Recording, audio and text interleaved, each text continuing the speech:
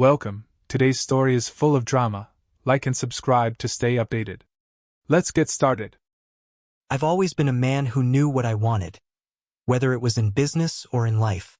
Running a leather tanning business in Baxter, Tennessee keeps me on my toes, but it's also given me the kind of stability I never imagined I'd have. When Sophia passed away, I didn't know how I'd keep going. Layla was only 8 at the time and I was overwhelmed. But then Miriam, my mother, stepped in and raised her. I can never thank her enough for that. Layla's 19 now, starting college. Time flies. I see her grow more every day into the young woman she's meant to be, and I couldn't be prouder. But there's always this part of me, this hole left by Sophia. I guess I never fully healed from losing her. Sometimes I catch myself thinking about her and imagining what life would have been like if she was still here. Angela came into my life when I wasn't looking. We met at a local fashion show. She was the kind of woman you couldn't miss, tall, confident, with that quiet intensity that made her stand out even in a room full of models. I was instantly drawn to her, though I didn't admit it to myself at first. When we started dating, it was like something clicked. I knew we were both a bit older, with a lot of baggage, but I didn't care. She was unlike anyone I'd ever met. After a year and a half, we got married. Layla wasn't thrilled at first, but she came around. We built a life together, and for a time it was good, at least that's how it seemed on the surface. I've never been one for a quiet life. Not until Sophia. Before her, I was a different man. Someone who lived in shadows, doing what I did best, no questions asked. I was a Mossad agent once, back in Israel, before the politics got too messy and my loyalty was tested. When it all fell apart, I did what I knew best, became a mercenary. It's not a pretty job, but someone has to do it. The money was good. The work even better. I learned how to erase everything in my path, no trace, no body, no crime. Simple as that. But then Sophia came into my life. I remember the first time I saw her. She was nothing like the women I was used to. Quiet, intelligent, grounded. She didn't ask questions. She just accepted me for who I was. And then came Layla, and everything changed. I never thought I'd be a father, never imagined myself in that role. But there I was, holding my daughter, and something inside me shifted. I was still involved with the Argentinian cartel at the time. The job was easy. Too easy until one day everything went to hell. We'd been on a family trip. Layla was only 8 but already growing so fast. Sophia and I had planned to get away. A rare break from the chaos of my life where we could just be a family. We didn't get many chances like that. I should have seen it for what it was, our last chance. We were in a small town near the Guatemalan border, far enough from everything to feel like we could breathe. The plan was simple. Take Layla to see some of the local sights, let her enjoy a day of fun. But life had other plans. We were walking down a narrow street when it happened. I didn't see them coming at first. The cartel had been laying low, trying to keep things quiet, but a rival faction must have gotten wind of us being there. It wasn't long before everything exploded. The first shot came from behind, and Sophia instantly shoved Layla toward the alley. She was always the protective one, the one who instinctively put Layla's safety above everything. It wasn't until I heard Layla's scream that I realized what had happened. I spun around, my heart pounding, and saw Sophia on the ground, clutching her side. She wasn't moving. I could see the blood seeping through her fingers, but she didn't cry out. She didn't make a sound. She just looked at me, her eyes wide with fear. For Layla. My instincts kicked in. I ran toward her, but I was too late. One of the gunmen had taken a shot, aimed at Layla, at my daughter, and Sophia threw herself in the way. I reached her in seconds, but it didn't matter. The damage was done. Sophia? My voice cracked as I knelt beside her, trying to stop the bleeding, but it was pointless. She was already slipping away. She barely managed to whisper, her voice so faint I could barely hear her. Take care of her, Noah. Please. Promise me. Tears stung my eyes, but I couldn't afford to cry. I had to be strong. Strong for Layla. For Sophia. I promise. I choked out, my hand on hers, trying to hold her steady, but the strength was already leaving her. She took one last breath and then, nothing. The world seemed to stop around me, everything fading to a blur. My heart, it broke in that moment. I had always been a man of action, but nothing could prepare me for this. Sophia, my Sophia, was gone. But Layla was everything now. I scooped her into my arms, her little body trembling, and I whispered that everything would be okay. But I knew she could never be the same after this. Neither could I. The loss of Sophia shattered me. I thought I could keep going, but that day, I lost a part of myself. And that was when my mother showed up out of nowhere. Miriam. I hadn't seen her in years, and yet there she was, standing in front of me, her eyes filled with a mixture of disappointment and concern. "Noah," she said, her voice steady despite the tension hanging in the air. "You need to stop. You've gone too far. This life, it's killing you." I looked at her, feeling the weight of her words more than I wanted to admit. "You don't understand, Ma. I don't know how to stop." She sighed deeply, crossing the room to stand in front of me. "You can. You will. For Layla. You owe it to her." Her words were a cold slap to my conscience. But deep down I knew she was right. I'd been living in a nightmare, and it had cost me everything I loved. That day, I promised her I would change. And I did. I walked away from the cartel. I walked away from everything. It wasn't easy, but I had to start fresh. I had money, sure, but that didn't mean anything now. I needed to build something real, something that could give Layla a life away from the shadows. And that's when I started the leather tanning business. It wasn't glamorous, but it was honest. And it gave me a purpose I never thought I'd find. I threw myself into the work, rebuilding my life piece by piece. Slowly, the stability I never imagined became my reality. And as time passed, Layla grew, becoming the young woman I was proud to call my daughter. But every now and then, I couldn't shake the feeling that Sophia's absence was a hole in my chest, a reminder of what could have been. Angela came in, and for a while it was good. I never expected a call like that. It was around 10:30 p.m., and Angela and I were just winding down after a night at the fashion show. My mind had been busy, but in the back of my head, I knew I was due for some sleep. Then the phone rang. I glanced at the screen. It was a number I didn't recognize. But when I answered, it wasn't a familiar voice. It was a cop. "Mr. Noah, are you Layla's father?" Yes, I am." "What's going on?" I asked, my voice tight. "We need you to come to Greenwood Medical Center. Your daughter is in serious condition." I could feel the blood drain from my face. "What happened? Is she okay?" "I can't go into details right now, sir. Just get here as fast as you can." My heart was racing. I barely processed what he said as I hung up. Angela, who had been sitting on the couch, looked up when I set the phone down. "What's going on?" she asked, her eyes narrowing in concern. "Layla's at the hospital. She's in serious condition," I said, trying to keep my voice steady. But the tremble was impossible to ignore. Without thinking, I turned to grab my jacket, my mind already racing. But Angela's response, it hit me harder than I expected. "Go alone." I stared at her, unsure if I'd heard her correctly. "What do you mean, go alone?" She shrugged, not even looking up from the magazine in her hands. "I don't think I need to be there for this, Noah. You should go." "I'll stay here." I couldn't make sense of it. I wanted to ask why she wasn't coming with me, why she didn't care to support me in the worst moment of my life. But there was no time.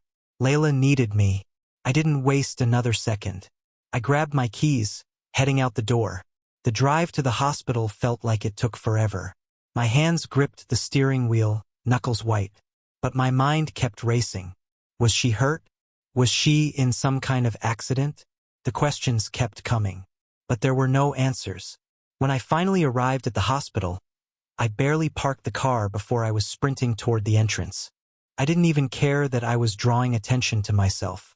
My only focus was getting to Layla. As I entered the emergency room, the cop who had called me earlier was standing by the desk. He looked like he'd been waiting for me. "Mr. Noah?" he asked, his voice steady but not without a hint of urgency. I nodded quickly. "What's going on? Where is she?" He motioned for me to follow him. "Come with me." We'll talk on the way. I walked behind him, trying to keep my breathing steady. My mind was still reeling, my heart racing, but I couldn't get any words out. We walked down the hallway, the fluorescent lights buzzing above us. And as we neared the treatment area, I could feel the weight of the unknown pressing down on me. He glanced back over his shoulder, catching my eyes. Your daughter was found at home. There was a confrontation. She's in rough shape. I'm sorry, but it doesn't look good. I thought I might collapse right there in the hallway. I could barely process what he was saying. Layla, what? What do you mean, assaulted? I managed to choke out, feeling my throat close around the words. He gave me a grim look. Your neighbor called 911 after hearing screams. When the officers arrived, they found your daughter. She'd been beaten up badly and sexually assaulted. We're trying to figure out who did it and why, but as of now, we don't have answers. Initially, we thought it might have been a home invasion, but nothing in the house was ransacked, so the rest of what he said blurred into the background. The words bounced around in my head, but none of it made sense. Layla, my baby girl. How could someone do that to her? I could feel the rage building up in me, but I couldn't let it out. Not yet. I asked about her condition, my heart in my throat. Is she? She's in a medically induced coma right now. The cop replied quietly, as if even speaking the words made him uncomfortable. They're doing everything they can, but she's critical. My legs felt weak as we reached the room where they were keeping her. I felt like I was walking through a nightmare. The doctor was waiting for me, standing outside her room, his expression somber. Mr. Noah, I'm Dr. Reynolds, he said, shaking my hand. I know this is difficult, but we're doing everything we can. Layla is stable for now, but we're monitoring her closely. We've sedated her to keep her calm and to give her body the best chance to recover. We'll need to run more tests as soon as she's stable enough, but the injuries are severe. I nodded, my mind trying to process the information. Can I see her? The doctor gave a small nod. Of course. Just be prepared. It's not easy to look at. I didn't care how hard it would be. I needed to be there for her. I needed to see her with my own eyes. I walked into the room. My breath caught as I saw her lying in that bed, pale and fragile, hooked up to machines. The steady beep of the heart monitor was the only sound in the room. My daughter, my little girl, so still. She was so young to be going through something like this. Tears blurred my vision, but I wiped them away quickly. I couldn't break down. Not here. Not now. I pulled up a chair and sat beside her bed, taking her hand gently in mine. Layla, I whispered, my voice hoarse. I'm here, baby. I'm not going anywhere. I don't know how long I sat there. Then my phone buzzed in my pocket. I pulled it out, seeing my mother's name on the screen. I couldn't hold it together any longer, but I answered the call. Mom. I quickly explained to her what the cop had told me. Noah, she said, her voice calm, steady, but I could hear the worry underneath. I'm sorry this happened. I know you're in shock, but I need you to stay at the hospital. Don't go home. I'm coming. I'll be there soon. I nodded, even though she couldn't see me, swallowing the lump in my throat. Okay, I'll stay. I won't leave her side. I'm coming, she repeated softly. I stayed at the hospital, unwilling to leave Layla's side, watching the hours slip by like they didn't even matter. But my mother's tone when she called, that feeling of something being wrong, it never left me. More than 24 hours passed before she finally showed up. When I saw her at the hospital entrance, I could tell something had shifted in her demeanor. She was calm, too calm, like she was carrying something heavy, something she hadn't told me yet. And she wasn't alone. A man stood beside her, tall, serious-looking, with a sharp suit that screamed business. Noah, she said, her eyes meeting mine with that unreadable look. This is Daniel Fisher, a friend of mine. Come with me. We need to talk. I was already on edge, but I didn't argue. I followed them, not questioning her, though the questions were swirling in my head faster than I could keep up. We drove in silence. The air in the car was thick with unspoken words. When we finally arrived at a small, quiet coffee shop, I had no idea what was coming. My mother handed me a coffee and took a seat across from me, her eyes not meeting mine at first. "Daniel," she said after a moment, nodding toward the man beside her. "We'll make sure we're not interrupted." I barely nodded back, still not sure what the hell was going on. I sipped the coffee, but it tasted bitter. The warmth did nothing to settle the unease in my chest. "Let me get straight to the point," my mother continued, her voice low and deliberate. "They were looking for you, Layla. She was just a bystander. She got caught in the middle of something bigger." I froze. The coffee cup in my hand felt suddenly heavy. What the hell are you talking about?" She raised her hand, stopping me before I could say anything else. "I know, Noah. I know. But let me explain." I opened my mouth to argue, but she continued before I could get a word out. "We intercepted a video," she said, her voice steady. Almost too steady. "A video on the dark web. It showed the two men assaulting Layla. But that wasn't the point. The point was they were asking about you. They were looking for you." I leaned back in my chair, my stomach dropping. The world around me seemed to shrink. The sound of my heart pounding in my ears drowned out everything else. "What do you mean they were looking for me? Why? What the hell is going on?" She didn't flinch. She just took a breath, then let the words come out like they were nothing more than a simple fact. "Layla wasn't their target, Noah. She was just in the wrong place at the wrong time. You're the one they were after." I couldn't speak.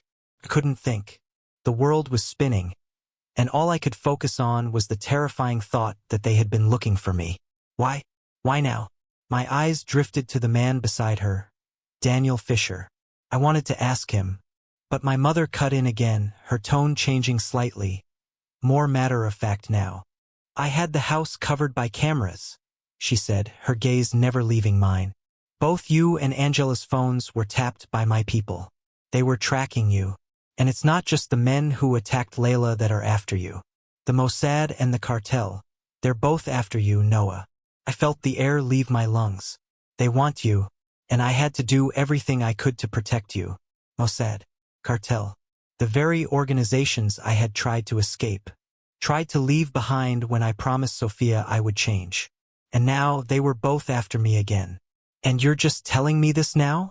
I asked, my voice shaking. "You knew all this, and you're just telling me now?" She shrugged, her expression hardening just a little. "I have to protect my family, Noah. That means you, Layla, and myself. And sometimes that means doing things you don't understand." She leaned forward slightly. "You've been on their radar for a long time." Then she took a deep breath.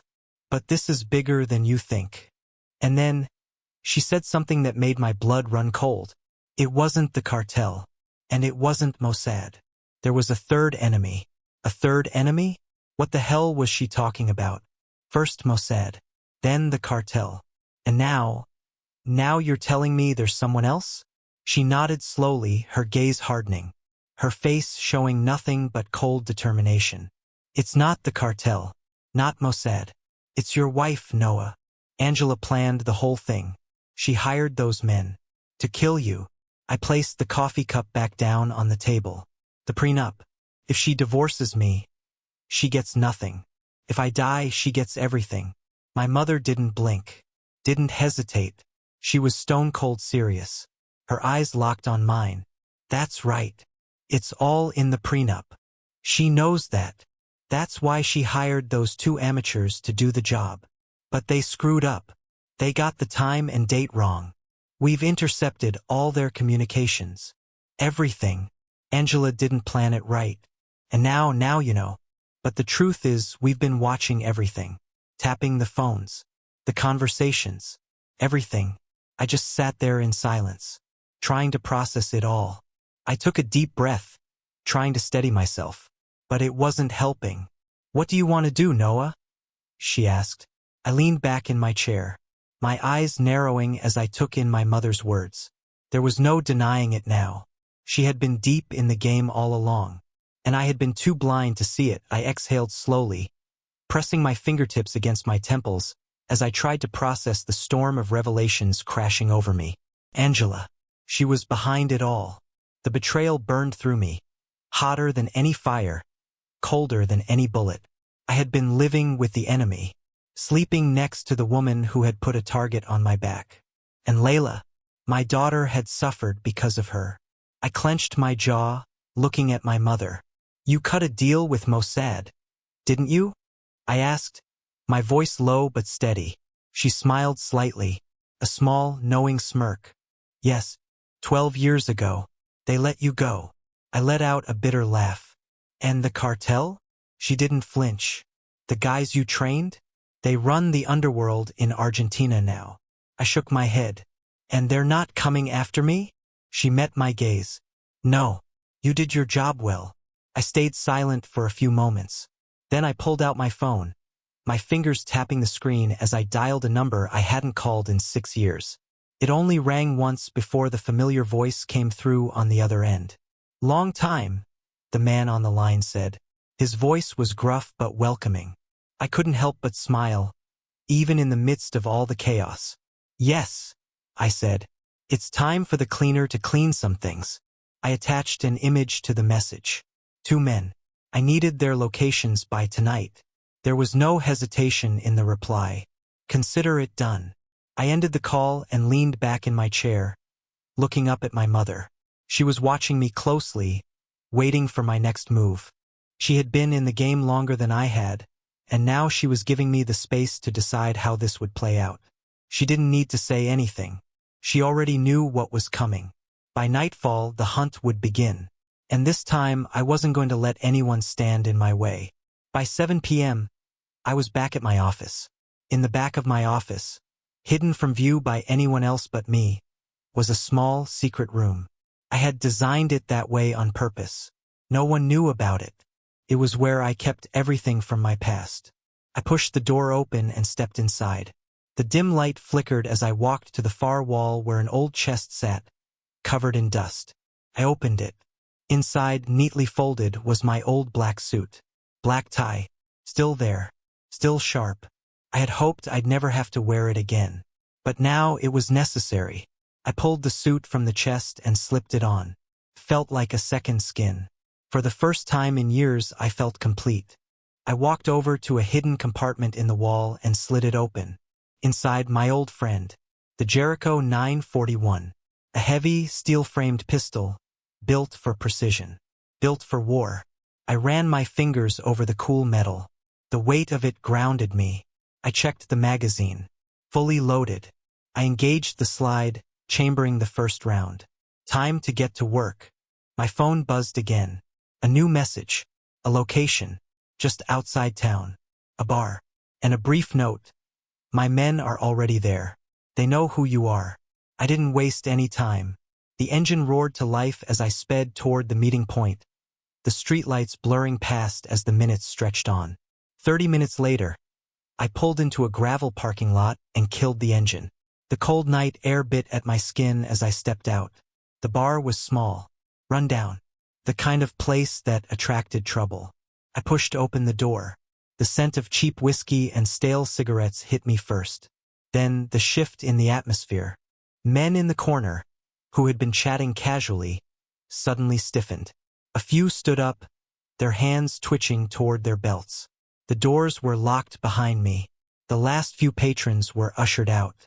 Within 5 minutes, the only ones left inside were 2 men sitting at the bar, and 20 others spread across the room. All eyes on me. I didn't break stride. I walked straight to the counter and slid into a seat beside the 2 men. The conversation between them had already stopped. They looked up at me, first confused, then uneasy.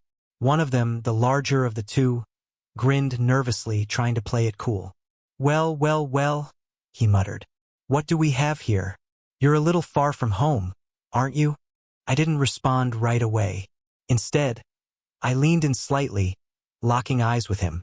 "You know why I'm here," I said softly. The smaller man swallowed hard, shifting uncomfortably in his seat. The larger one, still playing tough, smirked. "Do I?" I said nothing, just watched. His smirk faltered. Then he leaned back and chuckled. "You're looking for revenge, aren't you?" I still didn't respond. He tapped his glass against the counter, laughing darkly. Well, if it makes you feel better, your daughter put up a good fight, he sneered. But in the end, she... Before he could finish his sentence, I moved. Fast. My hand shot out, grabbing him by the throat. I slammed his head down against the counter. Hard. The glass shattered beneath his skull, sending whiskey and blood across the bar. His friend scrambled to his feet. I moved faster. I drove my elbow into his ribcage, feeling the bones crack under the impact. He let out a strangled gasp as he crumpled to the floor. I straightened, looking around the room. The 20 other men were still watching, waiting. Which one of you, I said calmly, wants to go next? Silence. Then, one by one, they backed away. The bartender, an older man with sharp eyes, said nothing. He simply refilled my drink and nodded in quiet approval. I let the silence stretch, watching as the 2 men on the floor groaned in agony. Then, without looking up, I spoke again. Take them to my tannery. A few of my men stepped forward, dragging the bodies toward the exit. I took a sip of my drink, letting the warmth settle in my chest. This was just the beginning. Angela was next. And this time, she wouldn't see it coming. By the time the 2 men were taken care of, I was already planning my next move. Angela thought she had won. She thought she had played me, but she had no idea that she had just signed her own death warrant. I dialed her number. She picked up on the second ring. Noah?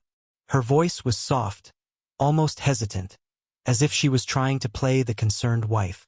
I clenched my jaw, forcing my voice to stay steady. Layla's still in a coma, I said, sighing heavily, pretending to be exhausted.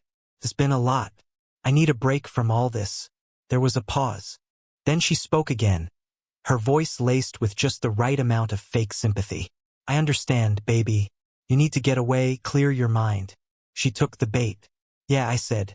A friend of mine is hosting a party. Lavish. Exclusive. Just what we need to take our minds off things for a bit. I want you to come with me. Angela perked up instantly. Party? She repeated, her tone shifting. I could practically hear the excitement creeping into her voice. She was predictable, materialistic, self-absorbed. She thought I was broken, that I was too distracted by Layla to see the truth. She thought she had won. She had no idea I was luring her into a trap. Yeah, I said, forcing a chuckle. This high-end, exclusive, private jet, 5-star venue, the works. Just you and me. She giggled. That sounds amazing. I'd love to go. I smiled, though there was no warmth in it. Great. I'll pick you up at 8. The setup 2 hours later, I was home. Angela greeted me with a bright smile, her eyes lighting up with excitement. So, tell me about this party, she said, wrapping her arms around my neck. I smiled faintly, careful not to let anything slip. An old business partner of mine. I helped him get started. Now he's made it big, and he's throwing this party as a way to celebrate. She grinned. Sounds fun. Can't wait. I nodded. Go get ready. We leave soon. An hour later, we were at the nearest private airport. Angela marveled at the luxury jet waiting for us, running her fingers along the smooth leather seats as we boarded. This is so luxurious, she murmured, admiring the craftsmanship. I simply nodded and took my seat. The flight was quiet. Angela scrolled through her phone, humming to herself. I stared out the window, lost in thought. Welcome to hell. When we landed in Tijuana, Mexico, a black luxury SUV was already waiting for us. The driver, a large man in sunglasses, nodded as he opened the door. Angela slid in first, adjusting her dress. As we drove through the dimly lit streets, she leaned closer to me. This place is different. Are you sure this is safe? I chuckled. Don't worry. My friend owns this entire area. No one will touch us. She relaxed against the seat, smiling. A short drive later, we arrived at a massive estate on the outskirts of town. Golden lights illuminated the grand mansion. Laughter and music filled the air. Angela's eyes widened as she took in the sheer opulence of the place. Wow, she breathed. This is incredible. I placed my hand on the small of her back, guiding her forward. A well-dressed woman led us through the lavish halls of the mansion to a luxurious dining room. Angela admired the decor, running her fingers along the polished furniture, clearly impressed. Before we could settle in, the door swung open. A man entered, Santiago Mesa Lopez, short, broad-shouldered, a neatly trimmed beard and eyes that held years of experience. He grinned. "Señor Noah. Long time." I smirked as he pulled me into a firm hug. Then he turned to Angela, taking her hand gently. "And you must be his wife. Pleasure to meet you." He kissed the back of her hand smoothly. "My name is Santiago Mesa Lopez. Your husband was my teacher." Angela tilted her head, intrigued. "Teacher? What did he teach you?" Lopez smiled wider. "He taught me how to cook." Angela blinked. "Cook? But he never cooked for me." Lopez let out a hearty chuckle. "Oh, he didn't?" He turned to me with a wicked grin. "Don't worry, Querida. Tonight he will cook. And I have a special recipe just for him." The final course as the sun dipped below the horizon. The estate came alive with anticipation. Angela stood in front of the mirror, adjusting her deep red gown, adding the final touches to her makeup. A knock echoed through the door. I walked over and opened it. A well-dressed man handed me a sleek black box. "The package you ordered, Señor Noah." I took it with a nod. Closing the door, I turned to Angela, holding the box in front of me. "I got you something special." Her eyes sparkled. "A gift?" I nodded and opened the box. Inside, a pair of stunning ankle-strap pumps. She gasped. "Oh my God! They match my dress perfectly." She slipped them on, admiring the way they felt. Then she wrapped her arms around my neck, pressing a soft kiss to my lips. "I love them," she whispered. I smiled. "Shall we?" With her arm hooked in mine, we walked toward the private dining area. Angela's brows furrowed slightly as she looked around. The table was set. Pristine white cloth, golden cutlery, but no guests. She turned to me, confusion flickering in her eyes. "I thought you said this was a party. Where is everyone?" Lopez chuckled. "Ah, Senora Angela, we don't need guests. But trust me, this party will be unforgettable." Angela shifted uncomfortably. Two massive plates sat at the center of the table. Their lids gleamed under the warm candlelight. Lopez gave a nod. Two of his men stepped forward. They gripped the handles, and they lifted the lids. Angela's scream ripped through the air. Her hands clutched the table as she stared in horror. Because on those plates were two heads, Gabe and Butch. Their lifeless eyes stared back at her, frozen in terror. Angela turned to me, her face drained of all color. "Noah, what is this?" I leaned forward, resting my elbows on the table, my fingers interlaced, my voice steady. "If you wanted money, I would have given you money. If you wanted freedom, I would have given it to you." I tilted my head slightly, watching as fresh tears welled in her eyes. "But you wanted my life." She shook her head frantically. No, it's not like that. I swear." I cut her off. "My life belongs to my daughter, Angela. She is in a coma because of you." Her breath hitched. "And now she would face the consequences." Angela's breath came in short, panicked bursts. Her hands trembled over her lap. Her wide, terrified eyes darted between me and Lopez. She tried to move, but the two men standing behind her held her down.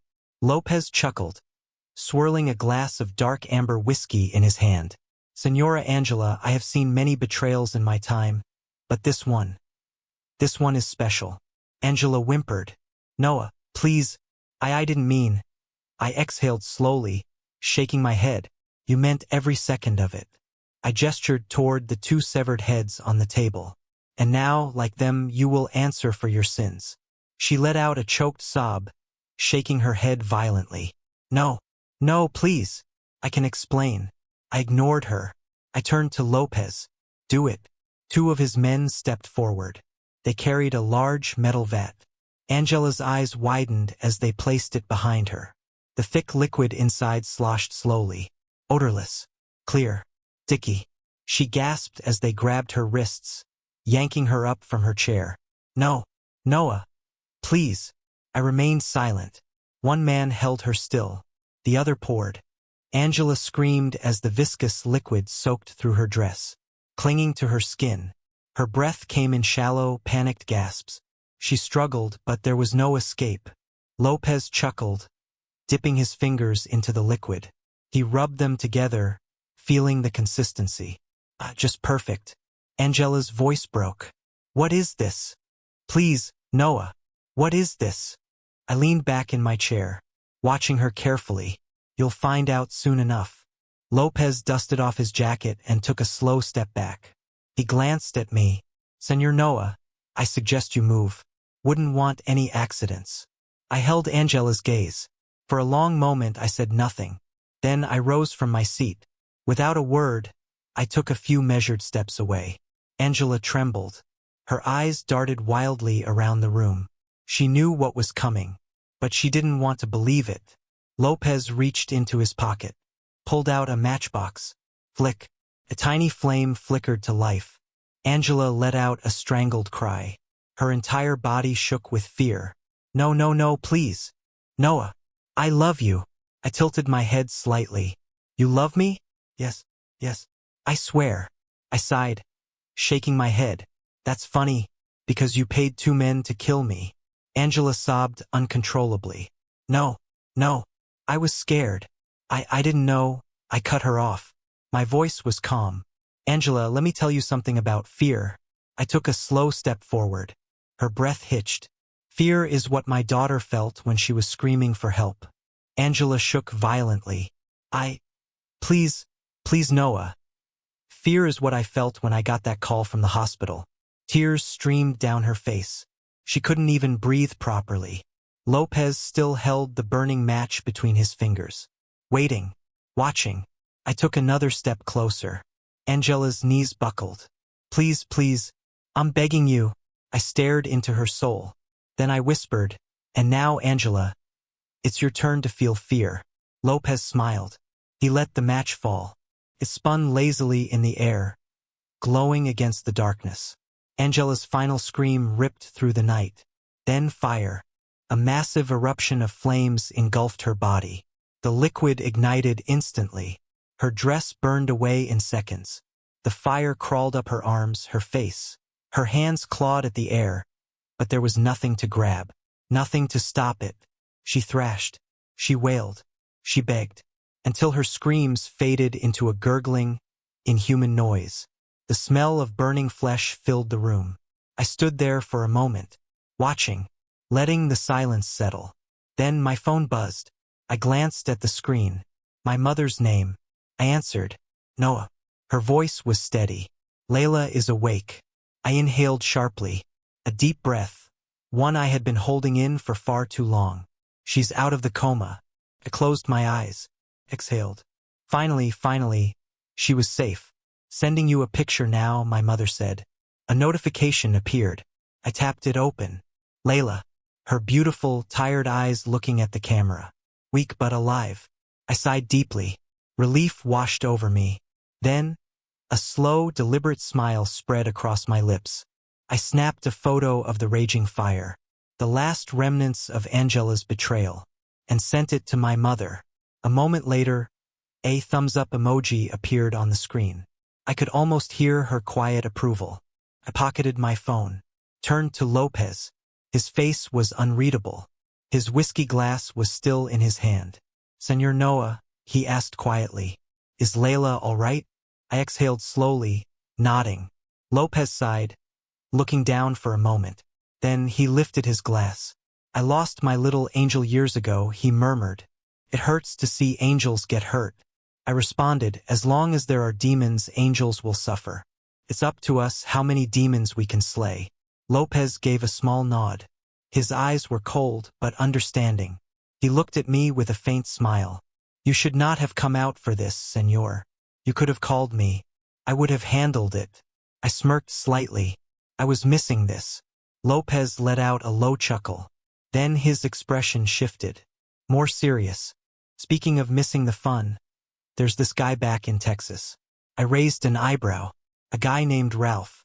He's taken out a few of my men. Sharp kid. He wants to kill me.